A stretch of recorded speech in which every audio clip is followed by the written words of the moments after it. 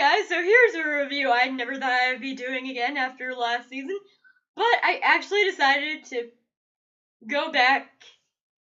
I was watching Vampire Diaries, and I thought, hey, Crazy Ex-Girlfriend comes back on the same night as Vampire Diaries. I was a little bit harsh on the last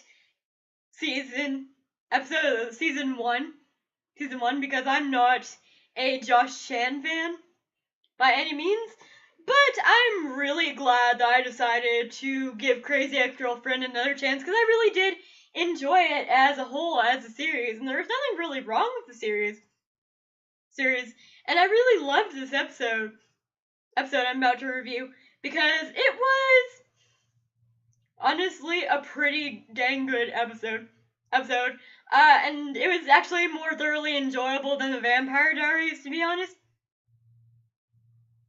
Because I'll leave a spoiler review down below for Vampire Diaries if you want to know my thoughts on that. But I was kind of disappointed with the first episode of Vampire Diaries, so I decided, hey, I'm gonna leave this off on a good note. I'm gonna watch Crazy Ex-Girlfriend and hope it doesn't piss me off.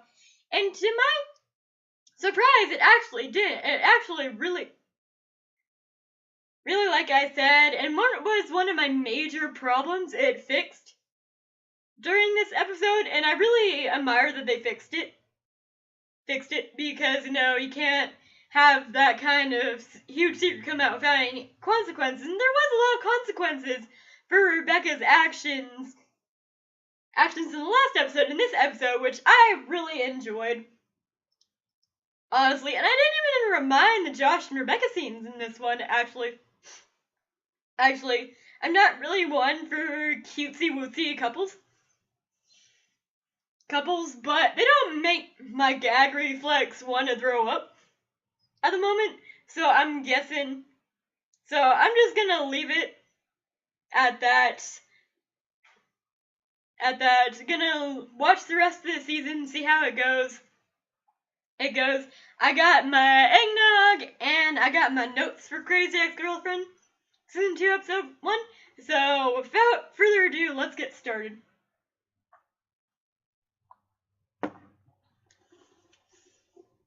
So I wrote down some of the notes. A lot of notes for this episode, and one of the things I absolutely adored about this episode was the very first scene. And I loved how actually real this episode was. It's surprisingly raw and it's surprisingly real, and it actually deals with a lot of issues that a lot of us go through, and I loved it, honestly. So first, we cut into a scene after they explained to us what all happened on Crazy Ex-Girlfriend last season, if no one knew, if everyone forgot, because they had a season recap for the episode, which, I took as a grain of salt because I already remembered all that happened. And we cut to a very awkward car ride scene with Josh, and I am in love with the scene because they have his car, which looks like Danny Zukas' car from Grease, and he has the black leather jacket and the freaking white top on, and I didn't notice that because at the wedding he was actually wearing something else, and now he's cut to this whole Danny Zuko's outfit, and even his hair looks like Danny Zuko's, and I just laughed my ass off because she mentioned something about looking like a Danny Zuko's lookalike, and I'm all like, oh my god, it was a perfect first scene, and I loved it, and it was just so real how awkward that was, because car rides can be awkward, especially when your ex-girlfriend just professed that she actually moved to the state of California for you all the way from New York, and she's all like, well, I could have just bumped into anyone and followed them anywhere. You were glad it was you, and to be fair, this has actually made me feel really, this topic that you're bringing up has made me feel really uncomfortable, and I just laughed my ass off on that one. That one, because how many times have we been in a situation where we totally role reversed it on another person and made them feel like the awkward one when we were awkward? That was just so beautiful. Beautifully done. And I loved it so much. And I loved how Rebecca was blaming Josh for the awkwardness in the car. And it's all like, whoa, bro, you're the one who was coming on to me in the wedding, and now you want me? You're acting like I was the psycho one? I was actually on a date at that wedding, and you were just over here. You just broke up with your girlfriend, and then you have my letter in your hand, and you're professing your love to me. And that's not creepy, and I'm all like, that was a total role reversal right there, and I loved it so much. And how disturbed Josh got that she just changed that subject really quickly. That was life right there, and I loved that first scene. Honestly. And of course, I'm all thinking that this is gonna be a Grease-inspired episode, because the first scene is from Grease, and what Crazy Ex-Girlfriend does is it'll take music from musicals, or music from the internet, or just music in modern day, and make parodies of it. And that was a total parody scene of Grease right there, and how awkward it was. And I really loved it. I really appreciated it being a musical fan. I really appreciated that throwback, and I just totally loved it. I also noticed that they have a new theme song for Crazy Ex-Girlfriend. I'm gonna miss the old one, to be honest. The old one was really catchy. This one is kind of catchy. I liked the end scene of it, though. That was pretty funny. But I'll get to that later. I wrote down Josh being an ass like I predicted, because we had that scene. We had a scene where Rebecca just comes down. Sorry if there's children present with you, but she just comes down from doing something to Josh in bed after he just had such a hard day doing inventory at his store. Even though, I mind you, Rebecca is a lawyer, and her job is probably a lot harder than his. And Josh is all like, yeah, I'm gonna go sleep on the couch. Totally being, okay, this chick is crazy, but I really have nowhere to go because I gave my apartment up to my ex-fiance. And I'm just over here like, wow. So Josh has nowhere to go, so he's pretty much using Rebecca to, be a couch potato, and I'm just over here like, okay, I get it, whatever, just don't really string Rebecca along for sex. If you like her, then go ahead. If you don't like her, just tell her. That's probably one of my major issues of Josh, honestly, as a character, is that he is not honestly forward. He's not really honest. He'll beat around the bush as much as possible with things, and I really don't appreciate that in his character. So I'm hoping for season 2 we see a lot of character development from Josh, because I would really love to see that happening. Like, I felt a lot of character development for Paula in this episode, and I really appreciated that, honestly. And a lot of character development for Craig as well, which we'll get to in a minute. Yeah, because Craig is my baby, and he's my favorite character ever. And of course seems like a guy that doesn't want to be with you. Because honestly, it does really seem that like Josh is just mooching off Rebecca at the moment during the beginning of the episode. Not so much towards the ending of the episode. They do have scenes where he does seem like he cares about her, but for the first scene, it really seems like he's just a mooch. And he's just using Rebecca until he finds a new place to live, and it really upset me in a way, but to be honest, I'm really not surprised because it's Josh Chan. So what am I gonna expect? So of course, Rebecca goes tell Paula about it because Paula is her go-to person about all things Josh. And what really surprised me was that Paula was actually being the reasonable one, saying, well, it kind of sounds like he doesn't want to be with you. It seems like he's just mooching off you and everything. And I was really surprised because Paula is one of those people that pushed her to be with Josh. And she even said herself, and I quote this from Paula, she said that, at first I thought you guys had a really epic love story, and that you could really make it work, but it seems like it's not what I thought it would be, and it looks like he's just taking advantage of you, which I don't like whatsoever, and I really loved how brutally honest Paula was about that, and how much of a non-Chan fan she is now. Now, of course, she still doesn't like Greg, but I really appreciated this new development in Paula's character arc, that she's saying that maybe Josh is not the best choice for Rebecca after all. And I really appreciate character development there, because honestly, it's what really frustrated me during the first season, that none of these people had character development whatsoever, and coming to see how far Paula has gone in this season, I really appreciated her character development in this one.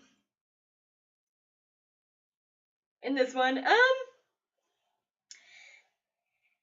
was a scene where Rebecca was all going like, well, we made this huge change in our relationship because she gave Josh a drawer, and the first thing that she pulls out of this drawer, the first thing we see is Greg's sweatshirt from Emory, the college he wanted to go to, and I'm just all over here trying not to laugh my ass off because that was just beautiful. That was a beautiful scene. I'm like, I don't know why Rebecca is still holding on to Greg's sweatshirt if she is done with him. Maybe she's not done with him. Who knows? She claims to be done with him, but I seriously doubt we have seen the last of Greg and Rebecca. Honestly, because they always love doing love triangles on us. As far as love triangle goes, this one's not a bad one. Another thing that I've commented on already is Paula giving up on Josh and Rebecca, because maybe she wants to find a new dream and she doesn't want to obsess over Josh and Rebecca anymore, because she feels like Josh is not being a boyfriend to her best friend. He's actually just using her, and I'm all like, thank you, someone finally notices these things and isn't afraid to tell Rebecca that, hey, this guy is taking advantage of you. He's acting like a douchebag. Maybe you should think twice about having sex with him. Maybe Craig isn't really a bad guy like I originally thought he was. There was a lot of things Paula said in this episode that really surprised me, and she's finally sticking up for herself and finally saying, hey, I've had enough of this whole your feelings for Josh thing. If you're dealing with Josh, deal with it yourself. And I love the character development of Paula, honestly. There's this new song called Love Kernels, and I love the whole sexy fashion. I look like a sexy fashion cactus, and I'm all like, my god, the puns of crazy ex-girlfriend in this one. So the song Love Kernels, my thoughts on Love Kernels. I haven't found a song this season yet. The season just begun. But automatically, the first one, I loved the songs in that episode. This one, I was a little on the fence about, but this one is a really important song because it actually shows a lot about how we strive for love in society today, what we'll do for love, and how far we're willing to be treated just to get even the tiniest bit of affection from the person we're crushing on, or fall in love with, or a person who doesn't really appreciate our love, but we still think we can change them anyway. And it really hits me because we've all been there. been there, and this song is really real, and I totally appreciate it. And oh my god, just how real. And then Paula, we cut to Paula and her husband, and they're having a conversation about Rebecca and how much she's totally still obsessed with Josh, and how much she's ruined her tantrum with Josh. Josh, after doing that crazy, hey, I've always loved you, and finally our love story can begin. I just followed you here from New York to California because I wanted to be with you, because that doesn't sound psycho. It's like, sweetie, you're supposed to hide you're crazy. You're not supposed to put it on blast. And that's what Paula's trying to tell her, and she's still not listening. And I'm like, you really need to start listening to Paula a little bit more. And I never thought I would say that because Paula was a really bad influence last season on her. But this season, I really want her to listen to Paula. Or I really, really want her to listen to Paula. Honestly. And then we cut to the scene where Rebecca is actually showing Josh the new drawer she just built for him, and it is the funniest damn thing ever.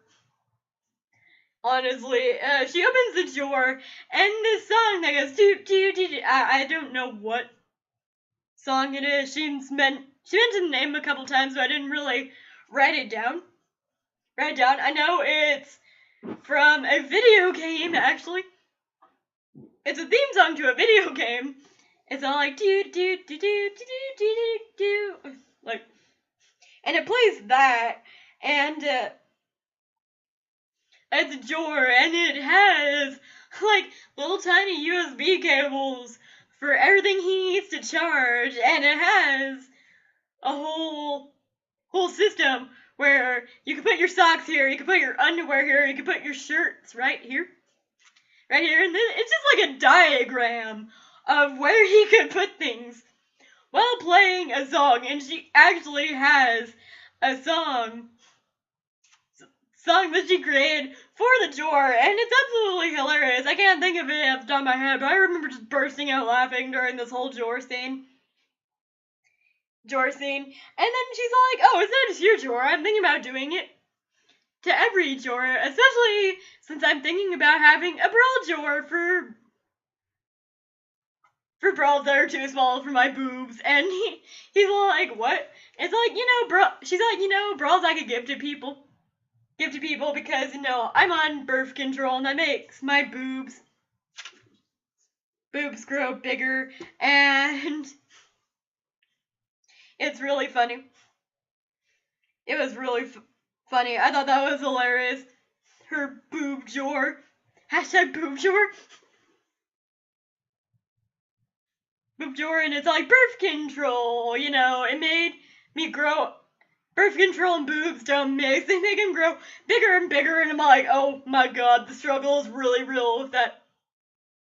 Because I'm on birth control, and it does make your boobs bigger, and you outgrow a lot of bras, but you can't necessarily give your bras away, so here you are with bras that you don't know what to do with, because you don't want to throw them away because you bought those bras, but it's really unsanitary to sell bras to other people, so that struggle's still real, and I totally get that.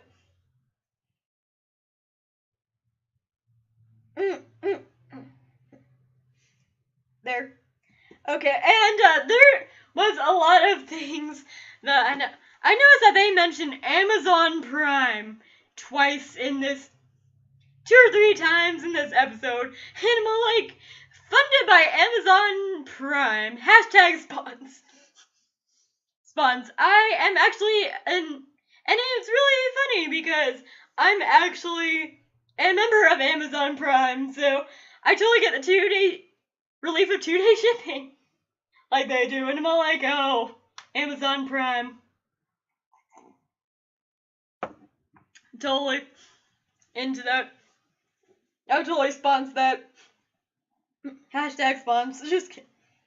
Oh yeah, and then we flash back to Josh we flash to Josh on Rebecca's couch, and he is just sleeping on the couch, and we see a figure by him, and we're automatically like, I assume it's Rebecca, but it turns out he's having a nightmare about Craig, and it's like, hey, that was she lied to you, bro, that was my sweatshirt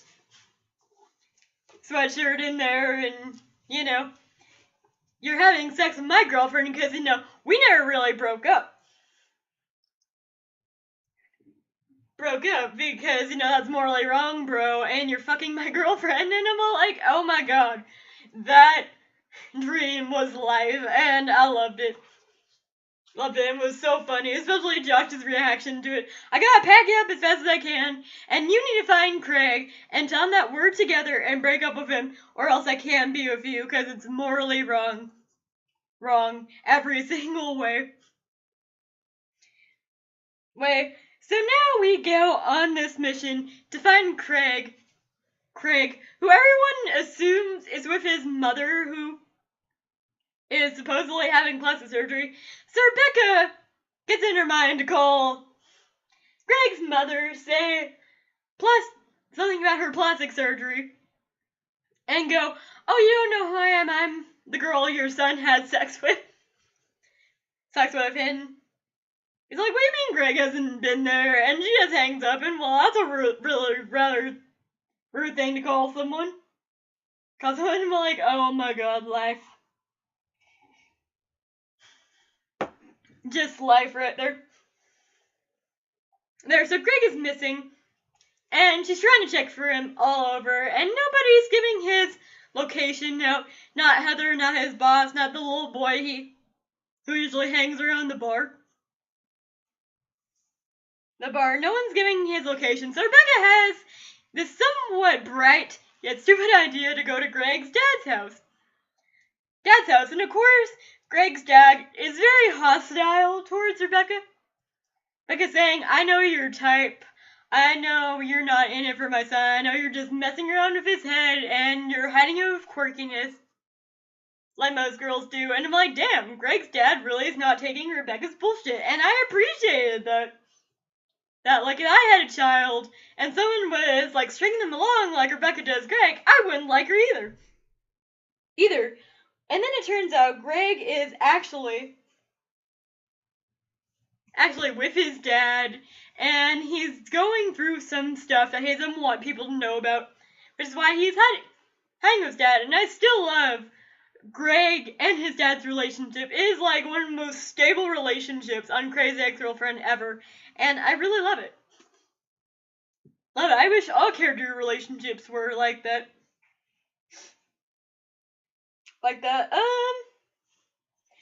Okay, and then it cuts to a funny scene where Rebecca needs the assistance of Paula to help find Greg, and she does this by trying to seduce Paula. Like, she's saying, oh, come on, Paula, you know you want to do this to me, and she's like, whoa, did your foot just go to my crotch? And I'm just like, oh my god, that is just so funny. It's like, oh, sorry, that usually works for me. And then it goes to the computer scene where they're locating Greg's location via his cell phone. And I don't know why Paula has Greg's cell phone's tracking number, but she does. And it's just so hilarious. Because Rebecca just awkwardly stands over Paula and says, wow, you are really hot right now. And I'm all like, oh my god. God, just total lesbian moment between Rebecca and Paula, and I totally just loved it. I love that they did that. It was funny.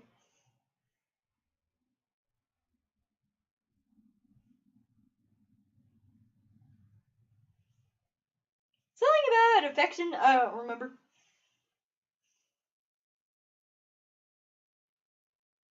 I can't remember what that was. Sorry, but we go to Greg's location, and apparently Greg is in AA, which is Alcoholics Anonymous, for anyone who hasn't heard of AA because Rebecca's all like, what? Greg's not an alcoholic. Flashback to all the times that Greg has said how much he loves alcohol, how much he's made of alcohol, how much he can't live without alcohol. And, it's cutting to his AA meeting and how he feels like every time he drinks, it's kind of like his insides are exploding in glitter. That's how much he loves drinking. And he admits that he really did, before he came to these meetings, he really did have a problem with drinking. And he really felt angry all the time at people who didn't deserve to be angry with him being angry. And he is less angry now. So I like Greg's character development. I really hope Rebecca and him have a real talk about what happened, because I feel like leaving things unresolved is a bad way to go between them.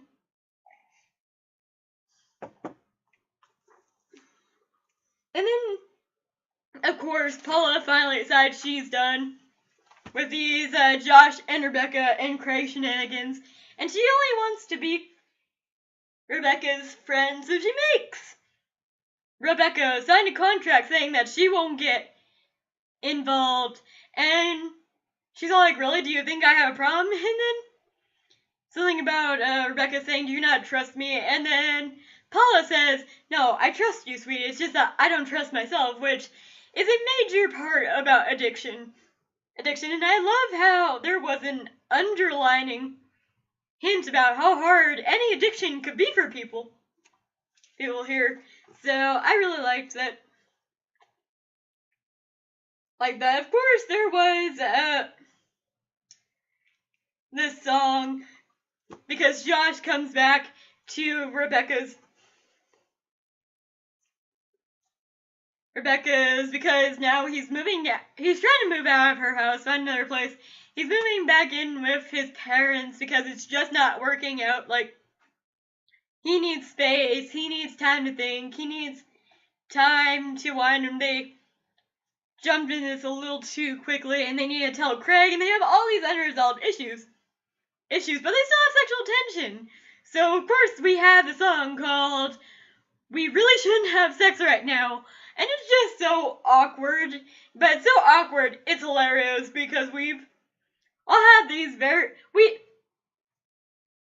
let's face it, every one of us who has had sex has really had this awkward situation of whether sex is appropriate at the time or not right now, and it's like, we really shouldn't have sex right now, and then we end up having sex anyway, and we've been there.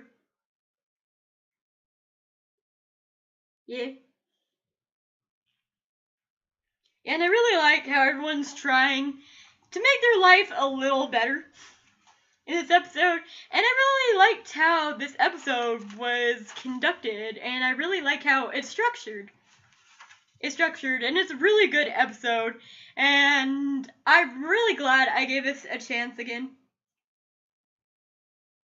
One thing I really want to know about this season is if we're gonna see Valencia during this season, because I loved that Valencia stood up for herself during the last season. I didn't like Valencia as a person, but I think I want to see a lot of her character development during this season, and I don't want her to just go away. I mean, that's her home. She's still there. She's still living in the apartment, so they're gonna see her around every now and again, so I'm really wondering what direction everyone's going in. So this season should be interesting. I don't know what direction they're going in, which I like. I don't really like predictable stuff. I like being surprised. And all in all, this is a really good episode. I would give it an 8.5 out of 10 because I really enjoyed it.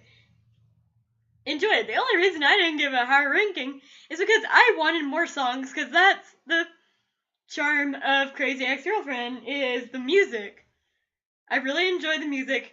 I really like the character development, and I really am glad I gave this series a second chance and didn't just binge watch it on Netflix when it comes out